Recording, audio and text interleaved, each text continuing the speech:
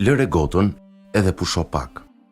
Me të hyrë pedagogu i psikologjisë në klasë, ku do u fliste studentëve të tij mbi presionet e përditshme dhe stresin, mori një gotë të mbushur me ujë dhe i pyeti studentët e tij.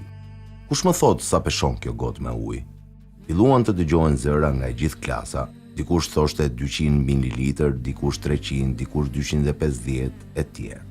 Pedagogu buzëqeshi dhe u tha: "Nuk ka fare rëndësi pesha reale e kësaj gote me ujë. Në fakt pesha e gotës varet nga kozgjatja që do e mbajmë në dorë. Kështu nëse do ta mbaj për 1 minutë, nuk do të ndodh asgjë. Nëse do e mbaj në dorë për 1 orë, do të ndjej pak lodhje në dorë.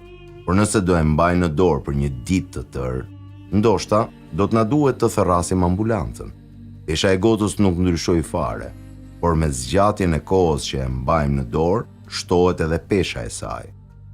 Prandaj nëse ne i mbajmë problemet tona në çdo kohë me vete, do të vijë momenti që nuk do të mund të vazhdojmë më tej. Barra që mbajmë, do të na duket gjithmonë më e rëndë. Ajo që duhet të bëjmë është ta ulim gotën edhe të marrim një frym, për të filluar sërish nga aktiviteti dhe puna. Kur të kthehesh nga puna në shtëpi, barrën e punës edhe problemet e saj, duhet mos i fusësh brenda shtëpisë. Do apo nuk do ti, ato do të presin ditën e nesërme që ti zgjidhesh.